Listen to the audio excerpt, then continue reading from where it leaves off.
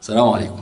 في مواقف بتحصل كده، واحد يجيب عربية جديدة تتخبط منه، تجيب موبايل جديد يقع منك يتكسر، تاخد اجازة، تسافر، تحصل مشاكل، ترجع تقول يا ريت ما خدت الاجازة. انت للوهلة الاولى كده الناس بتقول ان ده حسد، ارادة شر ادت لزوال النعمة، فتبتدي تمسك في الموضوع ده وتعلق عليه كل حاجة بتحصل لك. هو عموما في حاجة اسمها حسد، وممكن يكون الحسد ده جاي من بره زي ما انت متوقع، او يكون، وده الاخطر، جاي من عندك انت، جاي من نفسك. واحد حسد نفسه بنفسه. ربنا بيقول في سورة الكهف: ولولا إذ دخلت جنتك. انت اللي بتخش على حاجتك من غير ما تقول ما شاء الله لا قوة إلا بالله، فالنعمة بتزول. العلماء بيقولوا النعمة المحسودة إنما زالت لزوال شكرها، ولو كان هناك شكر لدامت بل وزادت، وإذ تأذن ربكم لئن شكرتم لأزيدنكم. اللي هيشكر هيلاقي الزيادة. طب أنا هشكر إزاي؟ الشكر قايم على 3 أركان ورا بعض،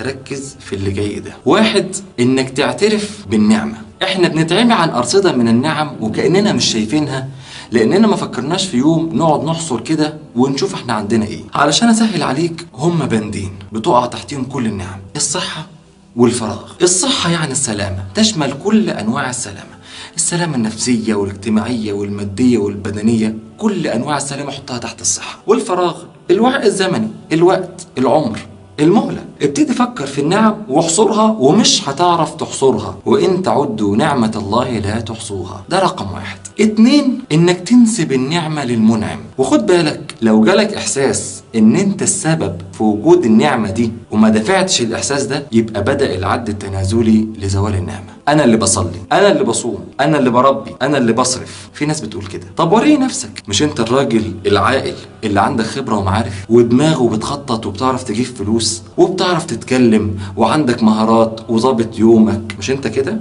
تمام، وريني. يلا ربيهم عيالك، ارزقهم، اشفيهم، اهديهم، طلعهم متدينين، طلعهم محترمين. قال إنما أوتيته على علم عندي. وكانت النهاية يا صديقي. الحقيقة احنا صور بينا من غيرنا، رزقهم جاي، هدايتهم بإيده سبحانه وتعالى. ولولا الله ما كنا ولا كانوا. هي دي الحقيقة. لولا رحمة ربنا ما كانش حد صلى.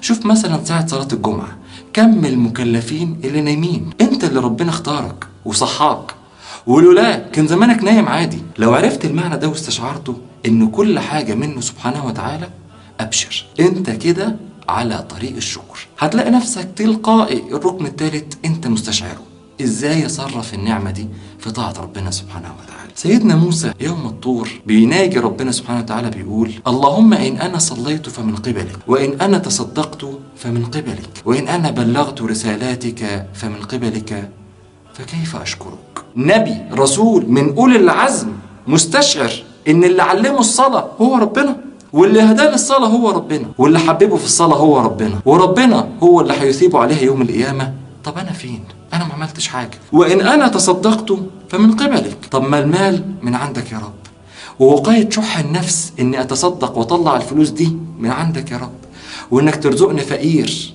ويقبلها مني من عندك يا رب، وفي الآخر تدخلني الجنة بيها. طب أنا فين؟ وإن أنا بلغت رسالاتك فمن قبلك. فالكلام من عندك يا رب، وقلوب العباد بين ايديك يا رب، وهدايتهم بايدك، وفي الاخر ترزقنا أنا الثواب.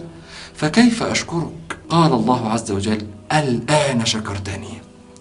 لما تعجز عن الشكر يبقى هو ده كمال الشكر. حال الشكر ده لو في قلوبنا، انت مش بس ضمنت بقاء النعمة، انت ضمنت زيادتها. وإذ تأذن ربكم لئن شكرتم لأزيدنكم. ولو الدنيا كلها اجتمعت علشان يمنعوك نعمة، مستحيل. ازاي يمنعوك نعمة شكرتها وآذن الله لها بالزيادة؟